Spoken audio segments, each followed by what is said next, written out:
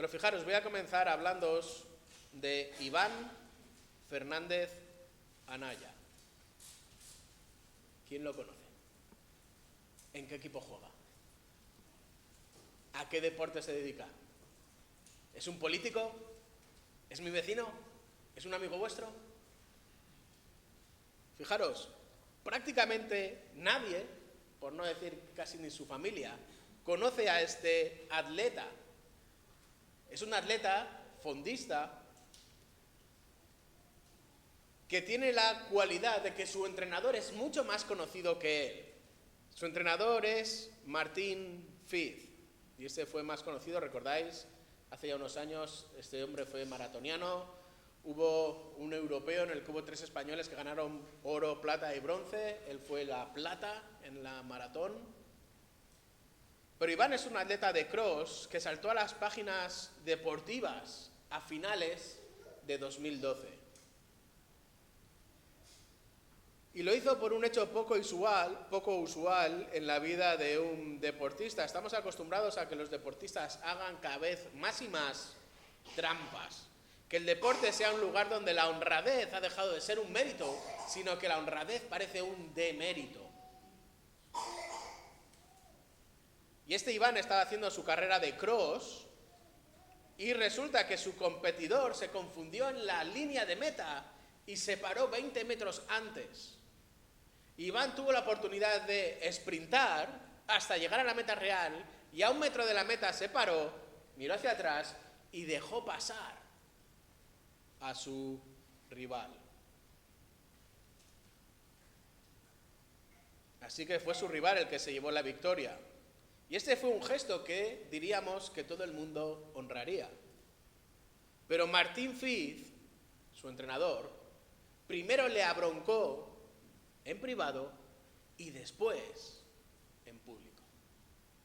Y cito textualmente: el gesto le ha hecho ser mejor persona, pero no mejor atleta. Ha desaprovechado una ocasión. Ganar te hace siempre más atleta. Se sale siempre a ganar. Hay que salir a ganar. Estas fueron las palabras textuales de su entrenador. Y fijaros, Iván perdió la carrera de cross, pero ganó la carrera de la honestidad y la carrera de la deportividad. Y Jesús, en este caso, ganó también la batalla a pesar de la aparente derrota de la cruz. Hemos estado cantando, hemos estado leyendo lo que supuso la cruz. Y sabemos que la muerte no es el final. De hecho, la muerte y la resurrección de Jesús, la muerte y la resurrección de Jesús son los pilares centrales sobre los que descansa el Evangelio. De ahí que no nos llame la atención que estas 2 verdades sean las 2 verdades más atacadas a lo largo de la historia. Jesús no murió, sino que sufrió un coma. Así que, si no ha muerto, tampoco ha resucitado. Primer ataque. Segundo ataque, las mujeres, debido a su estrés traumático por la muerte de Jesús, se confundieron de tumba y fueron a otra equivocada. Tercer ataque. Los discípulos robaron el cuerpo de Jesús y propagaron la mentira de su resurrección. Y esto es una serie de mentiras que a lo largo de estos días, una y otra vez, aparecen en la prensa, en televisión, en internet, todo este tipo de bulos.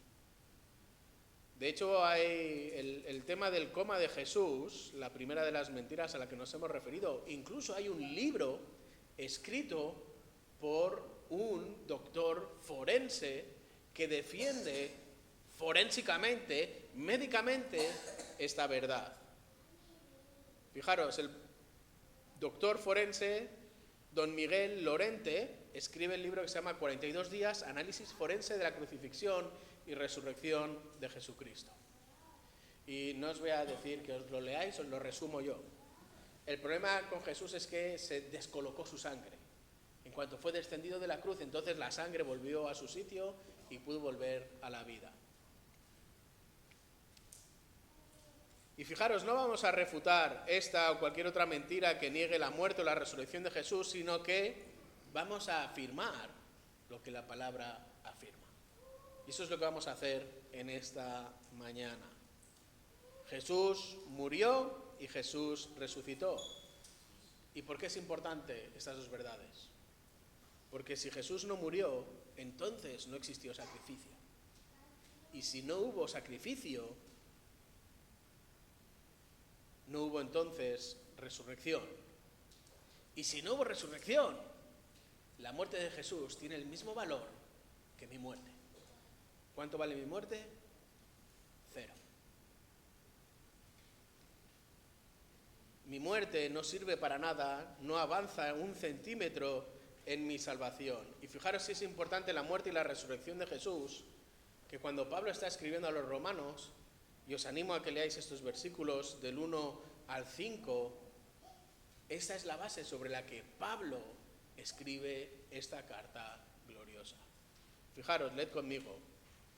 Pablo, Romanos 1:1, Pablo, siervo de Cristo Jesús, llamado a ser apóstol, apartado para el Evangelio de Dios, que él ya había prometido por medio de sus profetas en las Santas Escrituras, acerca de su Hijo, que nació de la descendencia de David según la carne, y que fue declarado Hijo de Dios con poder, conforme al Espíritu de Santidad. ¿Por qué medio? Por la resurrección de entre los muertos. Nuestro Señor Jesucristo, por medio de quien hemos recibido la gracia y el apostolado para promover la obediencia a la fe entre todos los gentiles por amor a su nombre. La importancia de la muerte, la importancia de la resurrección. Y en segundo lugar, es tan importante tanto la muerte como la resurrección que los cuatro evangelios tratan estos dos temas, estos dos pilares del evangelio. Y hoy nos vamos a centrar especialmente en Lucas. Lucas capítulo 23, capítulo 24. Y como ha dicho Tan, yo estoy predicando el evangelio de Lucas en Pontevedra, pero acabo de terminar el capítulo 6, así que todavía me queda un largo recorrido hasta llegar a estos capítulos.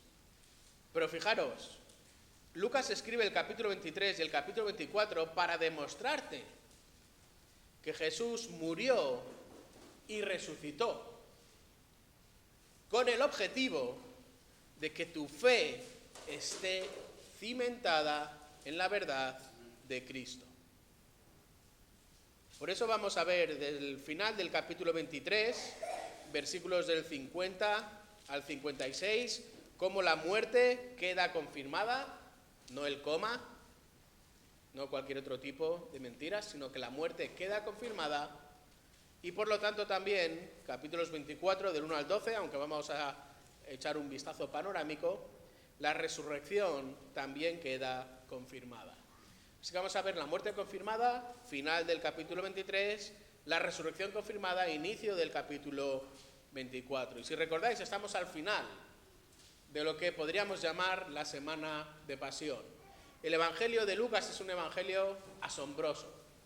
Un evangelio que Lucas está escribiendo después de recopilar toda la historia, de colocar toda la historia en orden, de entrevistar a muchas personas para poder dar un relato ordenado de las cosas que han sucedido a Teófilo, que es un hombre de origen gentil, concretamente griego, y entonces quiere desarrollarle toda la historia del evangelio como si fuese una narración.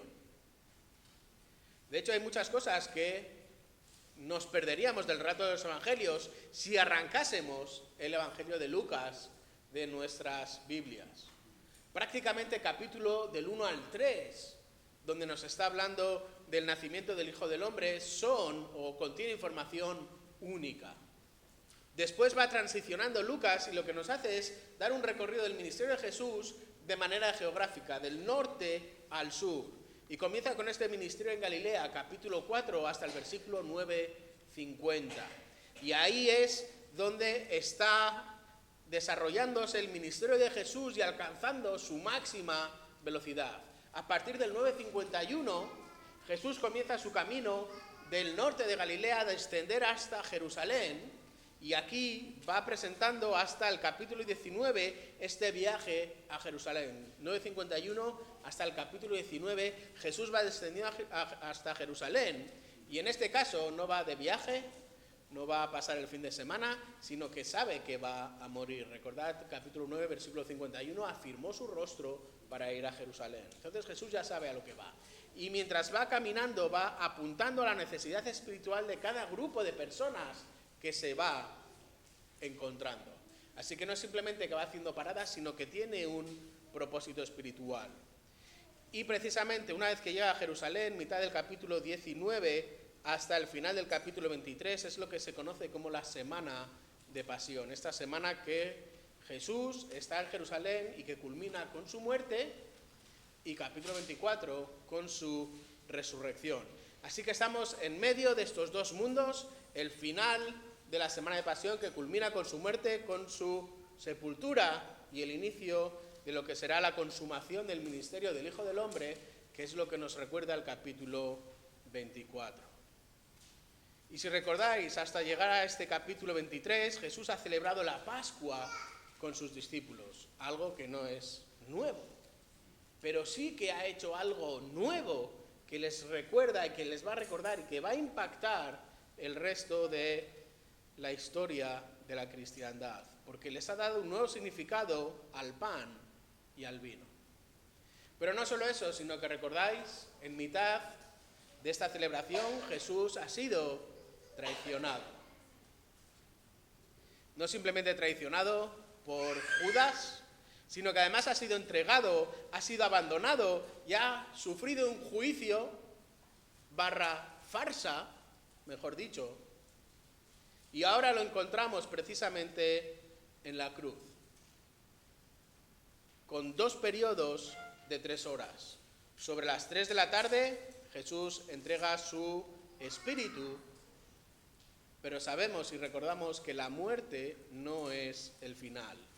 Y veremos cómo en un periodo de menos de 3 horas es enterrado y en 3 días es resucitado. Y eso es lo que vamos a estar viendo hoy en los versículos 50 al 56 de Lucas capítulo 23. Y me gustaría que leyeseis conmigo. Lucas capítulo 23, versículos del 50 al 56. Y había un hombre llamado José, miembro del concilio, varón bueno y justo, el cual no había asentido al plan y al proceder de los demás, que era de Arimatea, ciudad de los judíos, y que esperaba el reino de Dios. Este fue a Pilato y le pidió el cuerpo de Jesús, y bajándole le envolvió en un lienzo de lino, y le puso en un sepulcro excavado en la roca donde nadie había sido puesto todavía. Era el día de preparación, y estaba para comenzar el día de reposo. Y las mujeres que habían venido con él desde Galilea siguieron detrás y vieron el sepulcro y cómo fue colocado el cuerpo. Y cuando regresaron, prepararon especias aromáticas y perfumes, y en el día de reposo descansaron según el mandamiento. La muerte de Jesús confirmada. Y no hay duda que la muerte de Jesús fue confirmada, porque fijaros, hemos leído y existen, y en el relato nos lo ha explicado, una serie de personas que vieron esta misma realidad y que confirmaron esta misma realidad. Fijaros, la muerte de Jesús queda confirmada por medio de una evidencia externa. Testigos externos. ¿Quiénes son los testigos externos aquí? Los romanos. La muerte de Jesús queda confirmada por los romanos, como hemos visto en los versículos 50 al 52, donde es el propio Pilato el que da la orden de que desciendan el cuerpo. No va a descender el cuerpo si el cuerpo está vivo. Pero además existe una segunda evidencia, y esta es una evidencia en este caso interna, en el Evangelio de Juan. Y Juan nos da algún detalle más que los evangelios sinópticos. ¿Recordáis los evangelios sinópticos? Mateo, Marcos, Lucas, se escriben más o menos en la misma época, aproximadamente entre el año 50, 60. Juan se escribe prácticamente al final. Por eso Juan nos da más detalles de lo que se podía conocer en estos primeros. Y en estos detalles que nos da, como hemos leído, y ya he leído en este caso Jonathan, en los versículos 31 al 37, vemos algún detalle más. Pero es muy interesante, volviendo en este caso a Lucas, como Lucas, su profesión era la de médico. Por eso a lo largo del ministerio de Jesús, especialmente en la zona norte de Israel, vemos cómo da muchos detalles que otros evangelistas no dan. ¿Recordáis cuando sana a la suegra de Pedro? Nos dice incluso los síntomas que tenía. Otros evangelistas simplemente nos dicen que estaba enferma. Pero Lucas, como médico, da por hecho y certifica la muerte de Jesús. Juan, como hemos leído ya con Jonathan, lo confirma porque se acerca el día de la Pascua, que además en este año coincidía con el día de reposo, el sábado, lo cual le daba una importancia doble, y es que nada escapa de la providencia de Dios. Y los líderes judíos no querían que nada estropease o afease este día único que no siempre se daba, en el que la Pascua coincidiese con el día de reposo. Así que no podía haber nadie colgado en la cruz, vivo o muerto. Y es curioso cómo los líderes religiosos judíos se presentan delante de Pilato y le piden que acabe con la vida de los reos, como vemos en Juan capítulo 19. Y la manera más rápida de acabar con su vida era quebrándoles los huesos de las piernas. De esa manera no tendrían soporte en su propio peso, quedarían colgando simplemente de las manos, y no es que si ya por el trauma y las heridas internas no morían, simplemente quedarían ahogados, porque nadie puede soportar el peso de su cuerpo. La pleura y los pulmones terminarían encharcados en agua y morirían. Era una muerte rápida. Nadie duraba más de 5 minutos colgado de esa manera. Pero fijaros, cuando llegaron a Jesús, vieron que estaba muerto y no le quebraron las piernas, sino que simplemente certificaron su muerte. ¿Recordáis cómo? Lo hemos cantado, con una lanza que traspasó su costado. Abrieron el pericardio, si hay algún estudiante de medicina aquí, algún doctor entre nosotros, la pared que cubre el corazón, y estaba encharcado, estaba lleno de agua, señal de que estaba muerto, inoperativo, y derramó hasta la última gota de su sangre. Jesús estaba muerto, y los profesionales, los romanos, confirman así la primera evidencia externa de la muerte de Jesús. Pero fijaros, la muerte de Jesús también queda confirmada por su sepultura. Y aquí volvemos al relato de Lucas, capítulo 23, versículo 53, cómo le bajan, lo envuelven en un lienzo y lo ponen en un sepulcro excavado en la roca donde nadie había sido puesto hasta ahora. Se acercaba el día de la Pascua, que coincidía con el día de reposo, y así que Jesús es tomado, es descendido de la cruz y es llevado a un sepulcro. Lo normal era que los judíos que morían en la cruz acabasen en una fosa común, en un valle. Y esa es una de las mayores vergüenzas que podía sufrir un judío, el no ser sepultado con sus padres. Recordáis a lo largo del Antiguo Testamento cómo y una vez la importancia de que uno muera y fuese sepultado con sus padres, los reyes con los reyes, cómo cada uno de los profetas también buscaba el ser sepultado con su familia, cómo el ser dejado en el campo era una señal de maldición, cómo los propios soldados iban a rescatar el cuerpo de sus reyes, los huesos, para poder traerlos y que descansaran juntos. Pero el cuerpo de Jesús no es puesto en esta fosa común como parte del castigo, sino que la propia sepultura de Jesús en este lecho excavado en piedra es una evidencia más de la muerte de Jesús. No simplemente los romanos, no simplemente lo que nos dice Juan, que es el que relata el traspaso del corazón de Jesús, sino que además la muerte queda confirmada por su sepultura. Pero en tercer lugar, la muerte queda confirmada también por los testigos. Por los testigos. Y fijaros, para un judío, no ser enterrado con su familia, como hemos dicho, era una deshonra. Por eso aparecen aquí personajes claves, como José de Arimatea. José de Arimatea, que junto con Nicodemo, que solo se menciona en Juan 19:39, obtiene el permiso de Pilato para poder descender a Jesús de la cruz.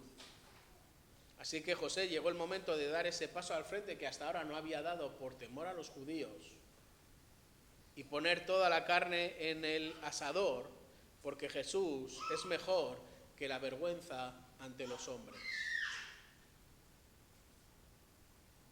Y quizás también ha llegado la hora de que tú des este paso al frente con Jesús. Quizás ha llegado también la hora de que puedas reconocer no simplemente la muerte, sino también la resurrección de Jesús. Dejar de pelear con este estigma, con esta vergüenza quizás social o de tu familia o de tus amigos, de qué dirán, y agarrarte y abrazarte a estas verdades que hemos cantado, a estas verdades que hemos leído de la muerte y de la resurrección de Jesús, y cómo Jesús es el único camino que realmente te da vida y que te lleva al Padre. No dejes que el temor a los hombres te haga vivir en la clandestinidad. José de Arimatea, Nicodemo, el propio Pilato. 3 testigos de la muerte de Jesús.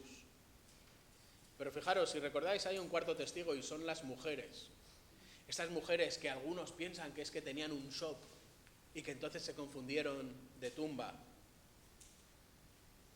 Fijaros qué interesante cuando está hablando de las mujeres. Como dice que las mujeres habían venido con él desde Galilea, y este venir no es simplemente acompañar en el trabajo, sino que es una venida de servicio con él. Estaban ayudando en el ministerio de Jesús, estaban soportando también el ministerio de Jesús y siguieron detrás de él y vieron el sepulcro y cómo fue colocado el cuerpo. Se fijaron, no estaban lejos, sino que estaban cerca como para saber que era ese y no ese. Así que fijaros los detalles del enterramiento, de la sepultura de Jesús. Estaba en un sepulcro nuevo, excavado en roca, y como nos dice Lucas, estaba sin usar. Así que la muerte de Jesús queda confirmada por la evidencia externa de los romanos, queda confirmada también por su propia sepultura, queda confirmada por estos testigos y además queda confirmada por otros actores como son las propias mujeres. Pero hay más, y esta es la última. La muerte de Jesús queda confirmada por el público. Fijaros, nos dice el versículo 55, que las mujeres que habían venido con él desde Galilea siguieron detrás y vieron el sepulcro y cómo fue colocado el cuerpo. Y luego en el 56 nos dice que regresan y preparan las especias aromáticas y los perfumes. Era viernes, prácticamente 6 de la tarde, pero el sábado, el segundo día, está a punto de comenzar con la primera luz, con la primera estrella. Entonces tenían que estar recogidos, tenían que guardar el reposo. Fijaros, es importante que Jesús pasó estos 3 días muertos, porque era lo que determinaba la ley judía, para que alguien estuviese certeramente muerto. En nuestra ley, en el Código Civil, en España, tiene que pasar 24 horas. Antes de que una persona fallezca, no puedes enterrarla si no han pasado 24 horas. En la ley judía tienen que pasar 3 días, y esos 3 días se contaban según las noches. Viernes, primer día, sábado completo, segundo día, al comenzar el tercer día, domingo, ya son 3 días, Jesús estaba muerto, y si me permitís la expresión, bien muerto, incluso legalmente muerto. ¿Recordáis lo mismo que había sucedido unos capítulos antes con el propio Lázaro? Así que los romanos, el propio Juan, la sepultura de Jesús, los 4 actores, los 4 testigos, el público y la propia ley certifican la muerte de Jesús. Pero fijaros, hay más. No simplemente la muerte está confirmada, como hemos visto, sino que también la resurrección está confirmada. Y en muchas ocasiones tenemos una idea de Jesús que va siguiendo la idea del calendario. En Navidad nos quedamos con ese bebé.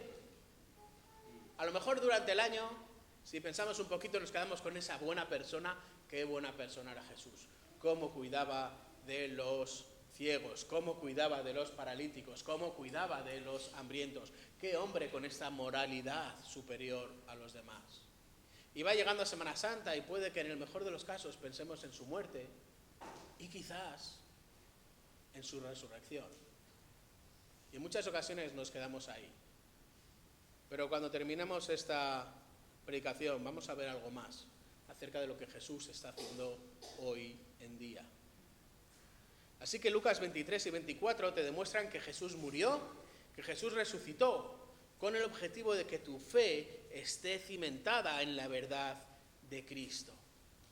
Y ahora llegamos al capítulo 24, versículos del 1 al 12, donde vamos a ver cómo la resurrección de Jesús es confirmada por 3 medios. Hay un medio temporal, hay un medio ocular y hay un medio auditivo. Pero eso lo vamos a ver ahora. Vamos a leer Lucas capítulo 24, versículos del 1 al 12. Y fijaros cómo comienza el versículo 24. Pero, estoy leyendo en la versión de las Américas, pero. Y este es uno de los peros benditos que hay en la palabra del Señor. Porque acabamos de dejar a Jesús en el sepulcro, a las mujeres preparando las esencias para poder untarlo, como solían hacer en ese momento, y envolverlo bien en las túnicas. Pero, el primer día de la semana, al rayar el alba, las mujeres salieron del sepulcro trayendo las especias aromáticas que habían preparado. Y encontraron que la piedra había sido removida del sepulcro. Y cuando entraron, no hallaron el cuerpo de Jesús. Y aconteció que estando ellas perplejas por esto, de pronto se pusieron junto a ellas 2 varones en vestiduras resplandecientes.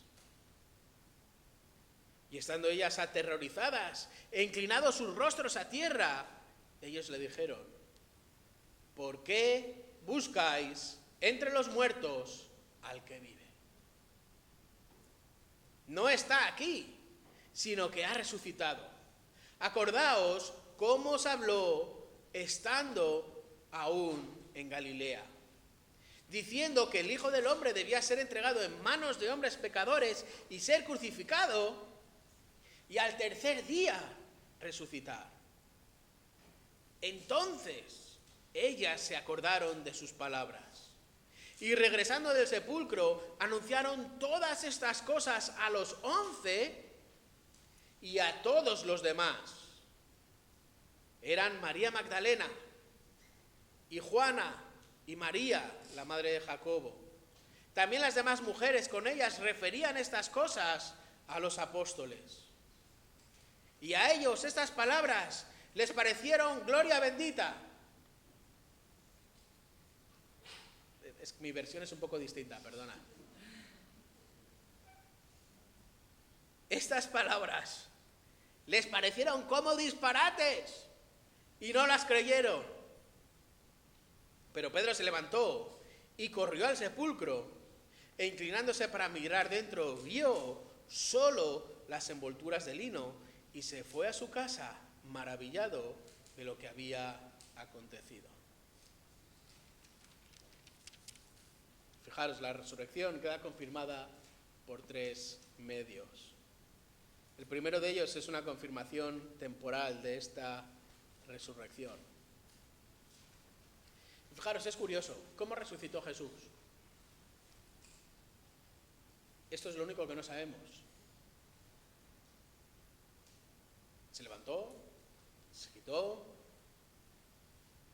Dios Padre lo levantó, Dios y el Espíritu Santo vinieron, lo levantaron.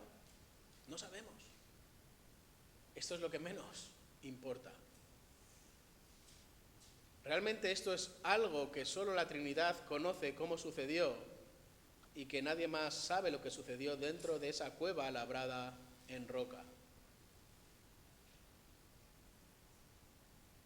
Lo que sí sabemos es esta confirmación temporal de la resurrección de Jesús. Y fijaros, nos dice el versículo 1, que pasado el día de reposo, o llegando al primer día de la semana, y es así como los 4 evangelios se refieren al tercer día de la muerte de Jesús, es decir, estamos en lo que para nosotros sería domingo, hoy en día. Y Lucas nos dice que al rayar el alba, con la primera luz del sol, es decir, con la luz más mínima, cuando el sol comienza a levantar para tener la capacidad mínima de saber por qué camino ir, es decir, las mujeres no esperaron a que el sol estuviese arriba, sino que con la luz mínima para poder caminar y no tropezarse unas con otras o no caer en un hoyo, en ese momento las mujeres salen al sepulcro cargadas con las especias que habían estado preparando anteriormente. Con el mínimo rayo de luz salen. Mateo identifica a María Magdalena y a otra María. Marcos dice que en el sepulcro estaba María Magdalena y María, la madre de Jacobo y Salomé. Y Juan simplemente menciona a María Magdalena.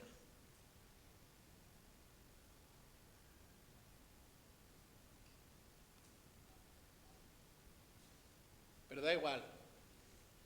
El relato se construye y el relato atribuye a distintas personas en distintos momentos que estuvieron allí. Son relatos que son convergentes en esta misma realidad.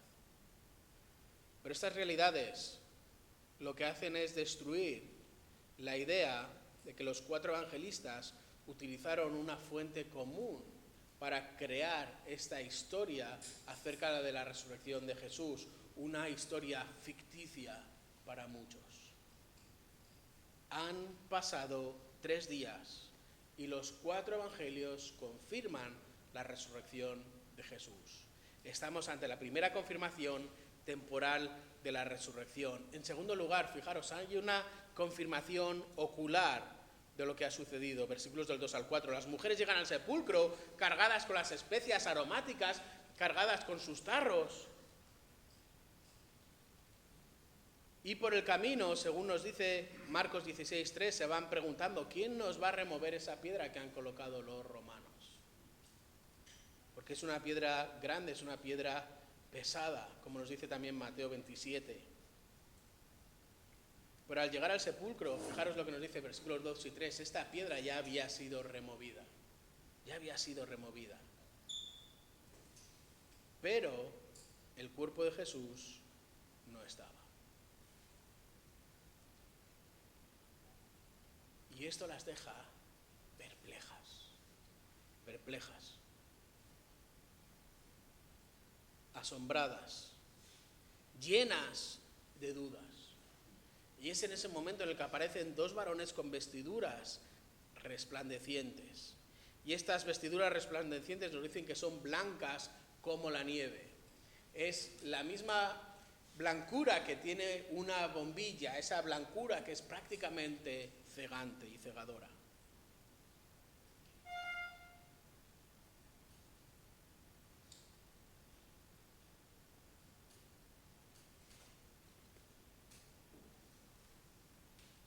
¿Y qué pregunta le hacen? ¿Qué dicen estos ángeles?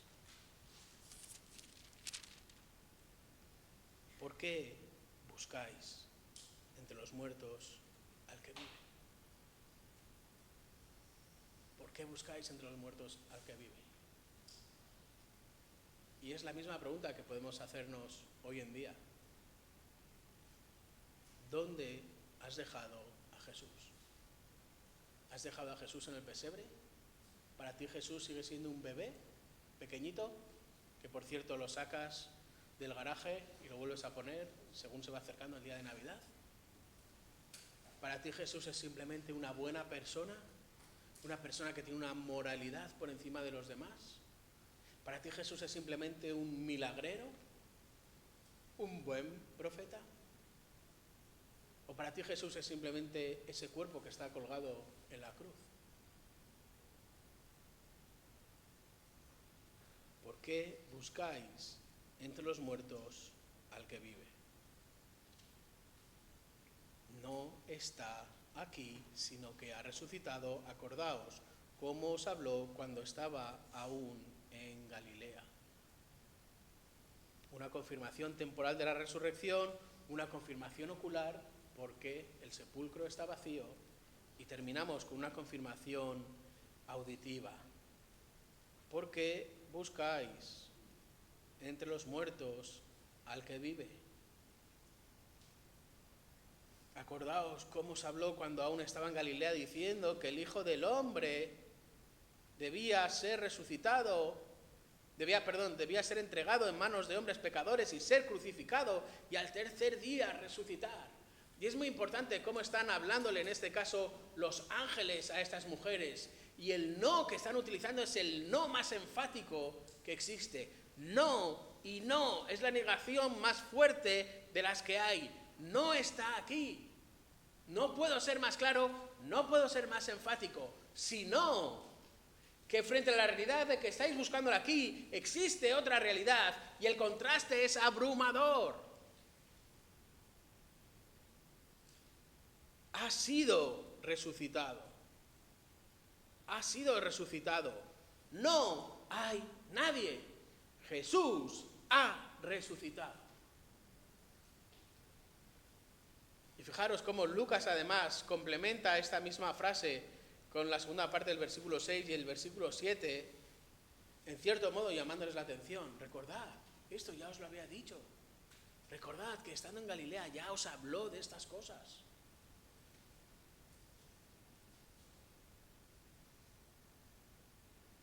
Y ahora el ángel les insta precisamente a hacer memoria. Y nos dice en el versículo 8, y entonces ellas se acordaron de sus palabras. Ellas se acordaron de sus palabras. Y a partir de este momento en el Evangelio, y especialmente en el libro de los Hechos, vamos a ver a muchos de nuestros hermanos que, como dicen los mexicanos, le cayó el 20. Es decir, que todo hizo clic y comenzaron a entender las palabras de Jesús. ¿Qué palabras de Jesús recordáis? Lucas 18, versículos 31 al 34. Ahí es donde Jesús está relatando lo que iba a suceder y vamos a leerlo. Lucas 18, versículos 31 hasta el 34. Tomando aparte a los 12, Jesús les dijo: mirad, subimos a Jerusalén y se cumplirán todas las cosas que están escritas por medio de los profetas acerca del Hijo del Hombre. Pues será entregado a los gentiles, será objeto de burla, afrentado y escupido, y después de azotarle le matarán, y al tercer día resucitará. Pero ellos no entendieron nada de esto. Este dicho les estaba encubierto y no entendían lo que se les decía. Y esta misma realidad todavía permea en los apóstoles. Fijaros en el versículo 11. Ellas, en este caso, se acordaron de estas palabras. Versículo 9, regresan del sepulcro, anuncian todas estas cosas a los 11, y no solo a los 11, sino también a los demás que había allí. Y versículo 11 nos dicen: y a ellos estas palabras les parecieron disparates. Disparates. Y no las creyeron. ¿Es este también tu caso? ¿Estás todavía en un momento donde esto que estás escuchando te parecen cuentos chinos? Toda la idea de la muerte de Jesús, la resurrección de Jesús, no es una realidad en tu vida, no es algo en lo que estás cimentando tu fe. Estás todavía en esta primera parte de los apóstoles donde estás observando el Evangelio, pero observas el Evangelio desde lejos, sin una fe cimentada, poniendo barreras desde el escepticismo o cualquier otro tipo de barreras. ¿Es la muerte y la resurrección de Jesús un disparate para ti que hoy todavía no puedes creer?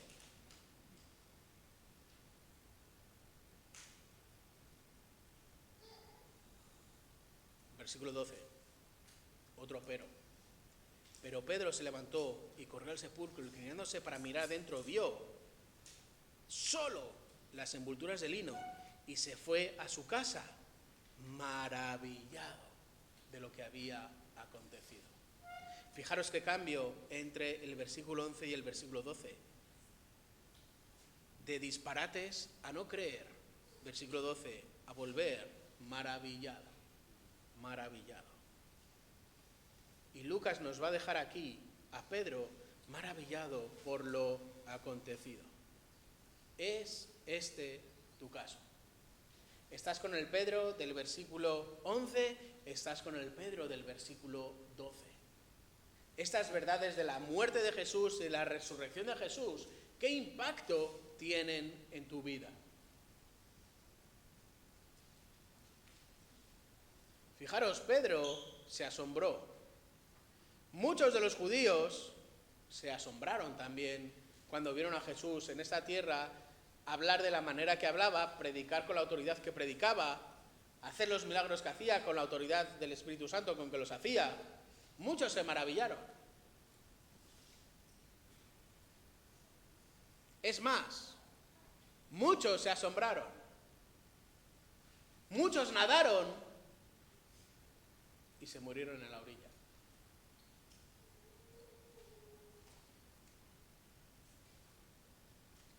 Porque no consiste simplemente en maravillarse.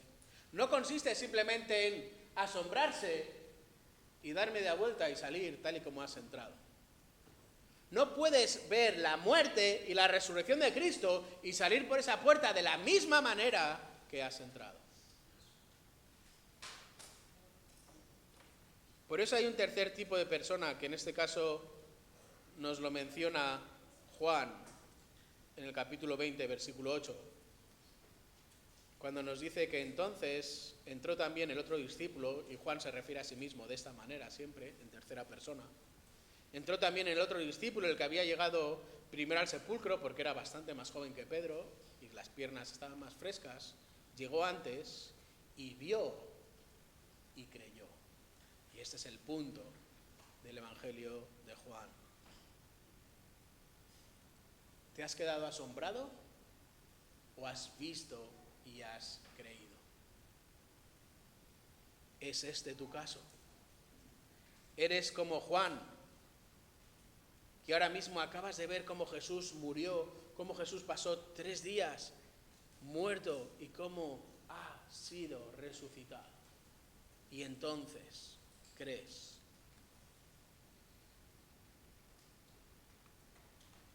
Porque todavía no habían entendido la Escritura que Jesús debía resucitar de entre los muertos. Pero si tú hoy has entendido la Escritura, porque la propia Escritura te ha demostrado por medio de los romanos, por medio de Juan, por medio de la sepultura, por medio de los 4 testigos, de los otros actores, del público de la ley, que la muerte de Jesús fue real. Si la Escritura además hoy te ha demostrado de una manera temporal, ocular y auditiva, por medio del mensaje de estos ángeles, por medio del testimonio de estas mujeres, que Jesús ha resucitado, entonces, ¿cuál es tu caso? ¿Dónde estás en relación con estas verdades? ¿La muerte y la resurrección de Jesús son solo disparates?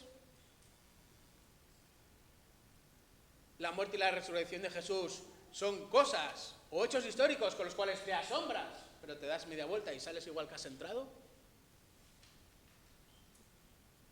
¿O la muerte y la resurrección de Jesús hacen que caigas de rodillas frente a aquel que ha dado su vida por sus hijos en la cruz como medio de salvación y de acceso al Padre.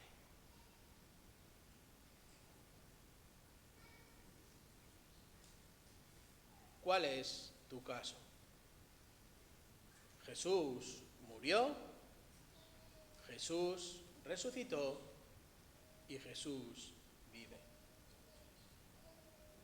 Y lo que parecía derrota, como es la cruz, se ha convertido en victoria.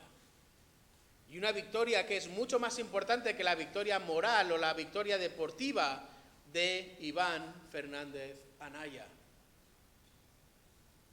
La muerte y la resurrección de Jesús son los pilares de la vida eterna con Cristo. Por eso una fe que defiende la muerte y la resurrección de Jesús no es una fe vana, porque Cristo ha resucitado. Por eso la predicación de la muerte y de la resurrección de Jesús no es una predicación vana, porque Cristo ha resucitado. Por eso esta fe yo no te la puedo dar. Esta fe Tan no te la puede dar.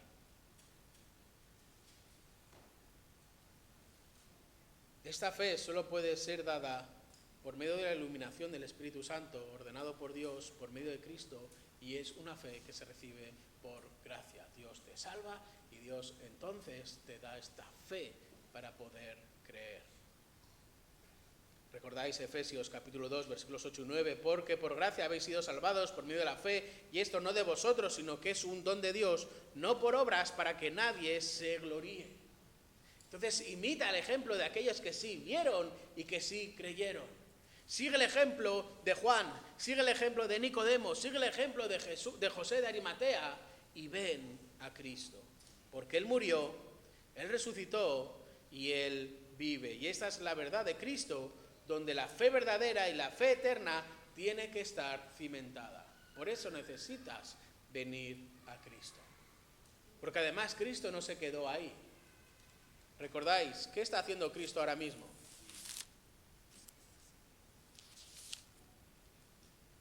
No encasilles a Cristo en Belén, ese bebito gordito. No encasilles a Cristo siendo una buena persona, un buen filósofo, o el genio de los 3 deseos, que si estás enfermo vienes, o si necesitas algo le llamas o haces 2 o 3 oraciones y Él te concede todo. No encasilles a Jesús simplemente muerto en la cruz, ese que ocupa el crucifijo. No encasilles a Jesús simplemente en la resurrección y luego ya no sabemos dónde está. Sino que me gustaría que me acompañaseis a Colosenses capítulo 1. Colosenses capítulo 1. Versículos del 15 al 20. Y simplemente vamos a dar lectura. Él es la imagen del Dios invisible, el primogénito de toda creación. Porque en Él fueron creadas todas las cosas, tanto en los cielos como en la tierra, visibles e invisibles, ya sean tronos o dominios, o poderes o autoridades, todo ha sido creado por medio de Él y para Él. Y Él es antes que todas estas cosas, y en Él todas las cosas permanecen. Él es también la cabeza del cuerpo, que es la Iglesia. Él es el principio, el primogénito entre los muertos, a fin de que Él tenga en todo la primacía. Porque agradó al Padre que en Él habitara toda la plenitud, y por medio de Él reconciliar todas las cosas consigo, habiendo hecho la paz por medio de la sangre de su cruz. Por medio de Él, repito, ya sean las que están en los cielos, en la tierra, o las que están en los cielos. ¿Qué está haciendo Jesús hoy en día? ¿Qué está haciendo Jesús hoy, qué es? 9 de abril del 2023. Primero, Jesús sigue siendo quien es. Jesús es Dios. Y lo vemos en el versículo 15, en la primera parte. Él es la imagen del Dios invisible. Segunda parte del versículo 15 hasta el 16. Recordad, Jesús es el creador del universo, pero también es el que lo sostiene. Jesús no está sentado a la diestra del Padre comiendo alitas de pollo. Jesús no está sentado a la diestra del Padre en zapatillas, descansando. Jesús está sentado a la diestra del Padre, sosteniendo el universo. Versículos 18 al 20, lo hemos leído. Jesús no simplemente es el redentor de la iglesia, sino que también es el sustentador de la iglesia. Jesús es la cabeza de la iglesia es el cuerpo de Cristo. Jesús sostiene a su iglesia. Jesús sigue sosteniendo a su iglesia. Jesús te sigue sosteniendo a ti en medio del valle de sombra de muerte, si eres su hijo, si has sido salvado por medio de la obra de Cristo.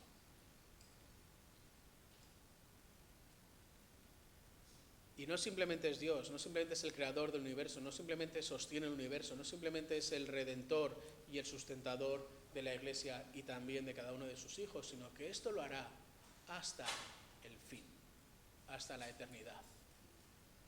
Y es algo que podemos leer especialmente en la primera carta de Corintios, capítulo 15.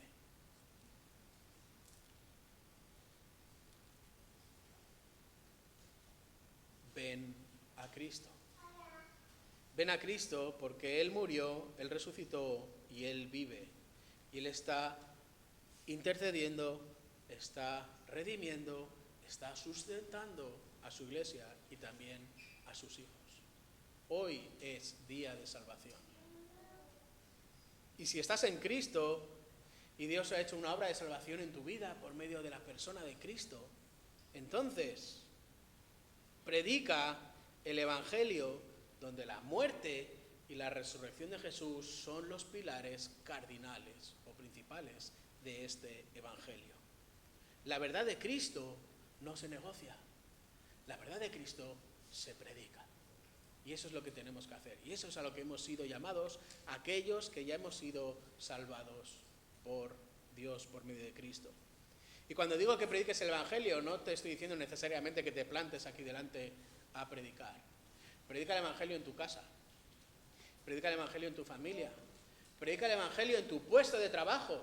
Predica el Evangelio en tu clase.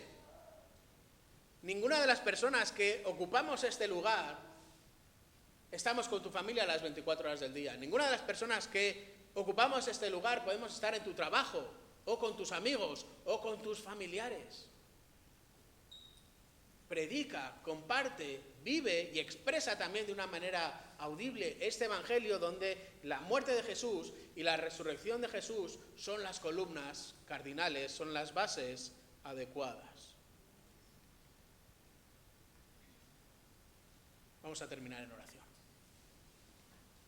Padre, gracias por estas verdades que encontramos acerca de la muerte y la resurrección de Jesús. Gracias porque la muerte queda confirmada, gracias porque la resurrección también está confirmada y gracias porque hemos visto en el final del capítulo 23 y el inicio del capítulo 24 de Lucas cómo Jesús murió y resucitó, y esto es la base de nuestra fe, una fe que está cimentada en la verdad de Cristo. Gracias por lo que implica para nuestras vidas, gracias por la salvación que podemos gozar en Cristo, aquellos que tú has salvado. Y si hay alguno entre nosotros que todavía no entiende estas realidades, que se ha asomado a la tumba y que simplemente se ha quedado asombrado, pedimos, Señor, que este asombro sea transformado en verdad, en fe, en salvación. Y aquellos que tú has salvado, aquellos que tú has traído a ti por medio de la obra de Cristo, pedimos, Señor, que también seamos capaces de predicar el Evangelio en el lugar donde tú nos has colocado, en nuestra familia, en nuestro hogar, en nuestra clase, en nuestro trabajo, en cualquier lugar en el que tú nos has colocado, Padre. Danos valentía para hablar y proclamar las verdades de este Cristo muerto, pero también de este Cristo resucitado y de este Cristo que está sentado a la diestra del Padre, sosteniendo a su iglesia, sosteniendo a sus hijos y preparado para entregar todo al final a Dios Padre para su gloria. Gracias por Cristo, Padre. Nos asombramos de estas verdades y queremos darte la gloria a través de su obra. En el nombre de Jesús.